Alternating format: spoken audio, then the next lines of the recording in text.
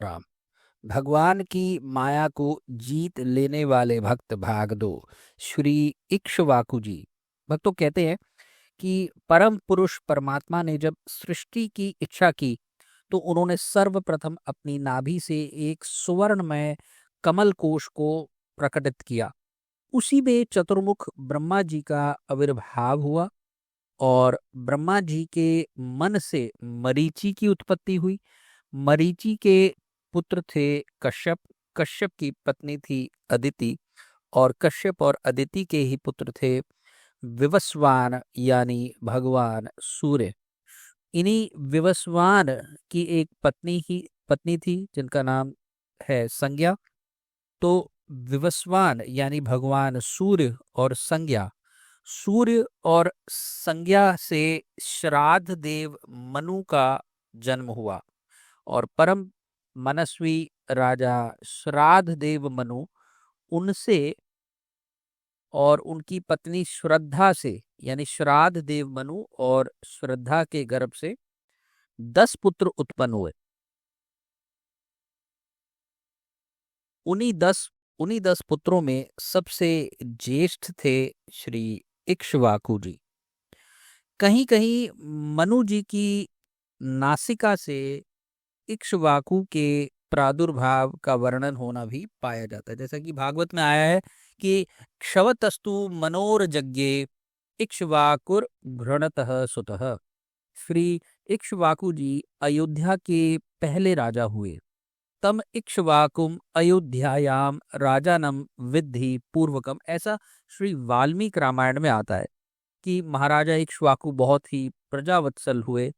और भागवत में वर्णन आता है कि वे इतने प्रजावत्सल थे कि उनकी जो उपमाएं हैं वो और राजाओं को दी जाती थी। जैसे कि भागवत में जब परीक्षित जी का जन्म होता है तो उनकी जन्म कुंडली का जब वर्णन किया जाता है तो ज्योतिषी कहते हैं कि पार्थ प्रजापिता साक्षाद इक्ष्वाकु ऋव मानवः, कि हे धर्मराज, यह बालक मनुपुत्र इक्ष्वाकु के समान अपनी प्रजा का पालन करेगा।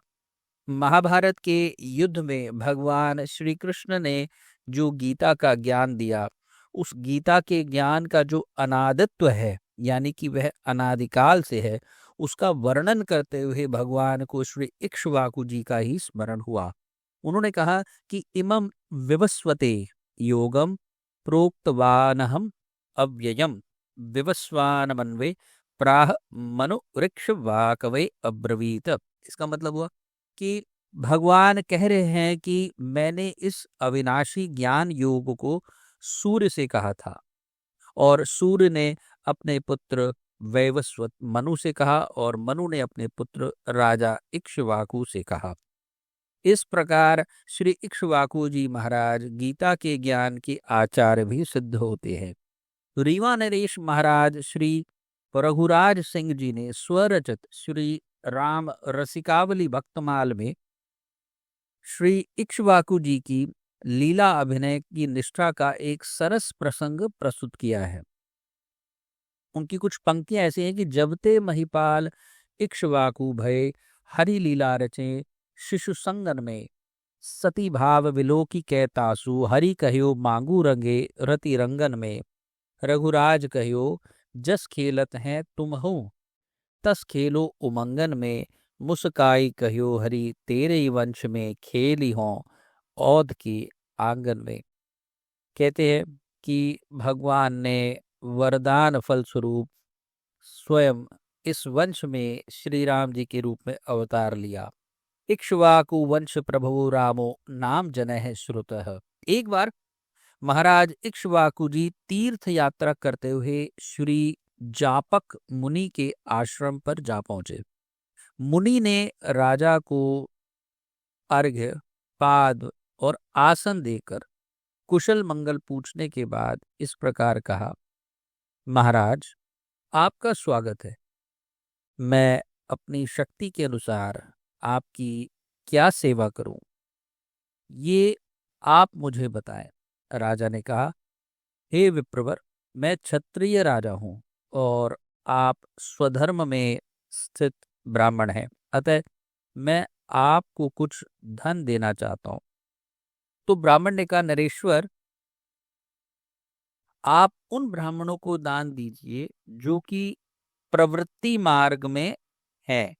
मैं तो प्रतिग्रह से ही निवृत्त ब्राह्मण हूं, यानी कि मैं निवृत्ति मार्ग में, मैं कुछ स्वीकार नहीं करूंगा, तो अतः आपसे मैं दान नहीं ले सकता। हाँ, जो भी आपका यदि कोई अभीष्ट हो तो उसे आप मुझे कहें, मैं अपने तपोबल से उसको पूर्ण कर दूंगा।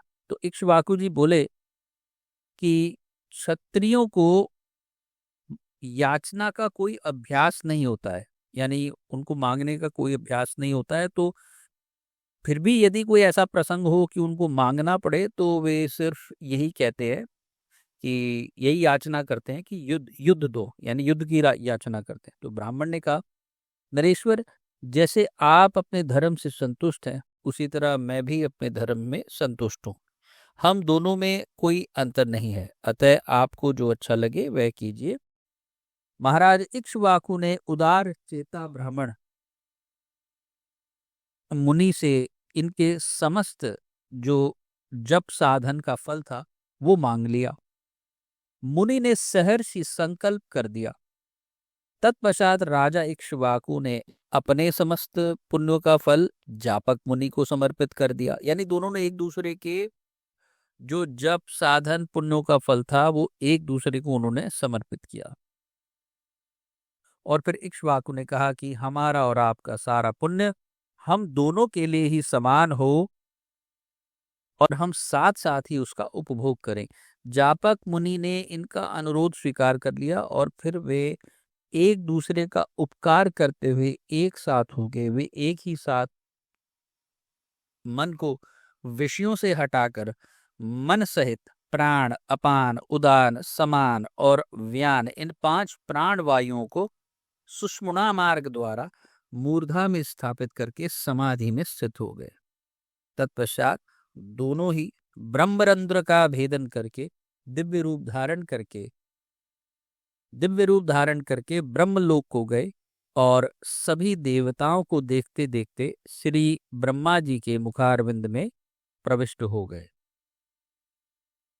भक्तों, बहुत ही संक्षेप में ये कथा है श्री इक्ष्वाकु जी की, और यहीं से हम उन्हें गीता के आचार्य के रूप में, प्रभु श्री राम के पूर्वज के रूप में और एक महाराज, एक महान प्रजावत्सल महाराज के रूप में उनका स्मरण करते हुए, उनसे कृपा की याचना करते हुए वाणी को मैं विश्राम दूंगा और अगले भाग में श्री एल जी यानी पुरूरवा का चरित्र हम श्रवण करेंगे। तब तक के लिए जय जय श्री सीताराम, जय जय श्री सीताराम।